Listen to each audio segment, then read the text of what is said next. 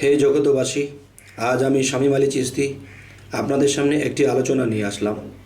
সেই আলোচনাটি হবে কি, যে আমরা একটা কথা বলে থাকি যে কাগজ কোরআন এবং দেহ কোরআন। তাহলে কাগজ কোরআনটা আমরা দেখতে পাই।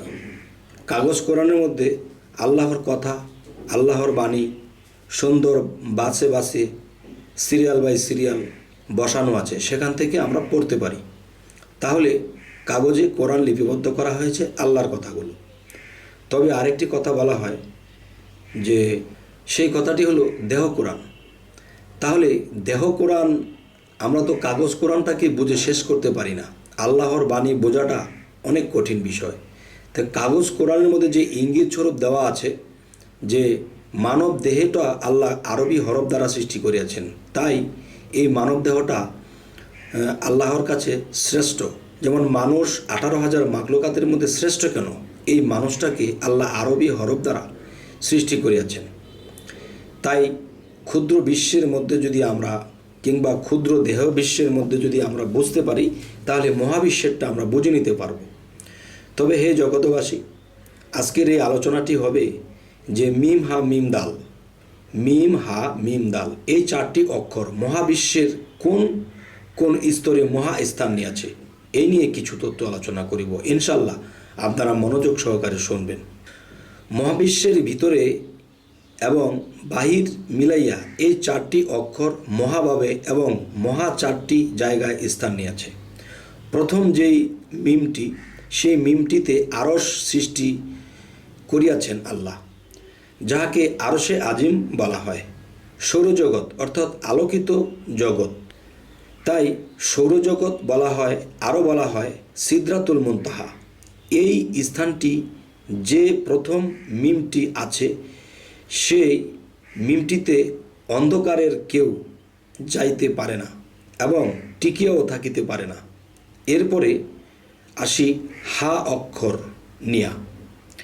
এই হা অক্ষরটির স্থান হল আকাশ এবং জমিনের মাঝামাঝি। আকাশ এবং জমিনের মাঝামাঝি যেই হা অক্ষরটি, সেই হা অক্ষরটির স্থান দেওয়া হয়েছে এবং এই হা অক্ষরটির মধ্যে বাতাস নিহিত এবং এই বাতাসের মাঝে স্বয়ং স্রষ্টা বিরাজিত। এরই মাঝে স্রষ্টা পরম রূপে বসত করিয়া থাকেন। আর যদি আকাশ এবং জমিনের মাঝে যদি হা অক্ষরটি না থাকে, তাহলে স্রষ্টা পরম রূপে এইখানে থাকিতে পারেন না। হা অক্ষরটি যেই দিন অচল হইয়া যাবে, এই মহাবিশ্ব জগৎও অচল হইয়া চূর্ণ বিচূর্ণ হইয়া যাইবে। তাই বলে স্রষ্টার কিছুই হবে না, কেননা জগতের বাহিরে থাকে আর ভিতরে থাকে পরম রূপে স্রষ্টা। 3 নম্বর মিম নিয়ে আসি এবার। তৃতীয় মিম হলো জমিনে অবস্থিত, যেখানে স্রষ্টা জমিনের মাটির দ্বারা মাটির কিছু সৃষ্টি করিয়া থাকেন এবং এই সৃষ্টি ও জন্মের জন্য একজন রাখিয়াছেন কর্মচারী, তাহাকে স্রষ্টা জন্ম সৃষ্টির কাজে লাগিয়েছেন। স্রষ্টার হুকুমেই জন্ম সৃষ্টি হইতেছে, আর যাহা কিছু জন্ম সৃষ্টি হইতেছে তাহা সকল কিছুই প্রাণীদের কাজে লাগিতেছে এবং প্রাণীর কাজে যদি লাগে, তাহলে সর্বশ্রেষ্ঠ মানুষ প্রাণীর কাজেও লাগে। হে জগতবাসী, এই 3 নম্বর মিমটিতে পৃথিবী সৃষ্টি হইয়াছে। এখানেই মানব জাতিরা বসবাস করিতেছে এবং সমস্ত প্রাণীরাও বসবাস করিতেছে এবং এইখানেই মৃত্যু, এখানেই জীবিত হচ্ছে।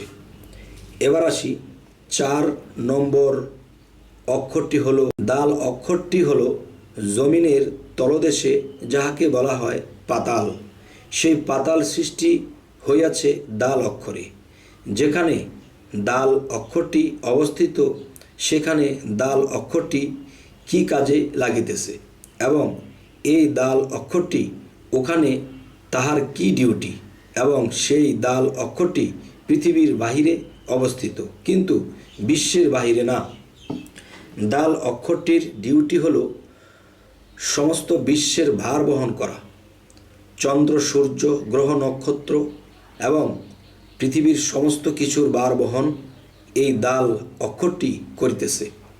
এই 4টি বৃহত্তম অক্ষরের মাঝে শত শত ভাষার অক্ষর লুকাইয়া আছে। আল্লাহ আমাদেরকে অবশ্যই বোঝার তৌফিক দান করবে, সেই দিনই দান করবে। একটি কথা বলা হয়েছে, হে রাসূল, আপনার হাতের উপরে যারা হাত দিল, এই কথাটি কোথায় এসেছে? সূরা ফাতা 10 নম্বর আয়াতে, যে হে রাসূল, আপনার হাতের উপর যারা হাত দিল তাদেরকে বলে দিন তাদের হাতের উপরে আমি আল্লাহর হাত আছে।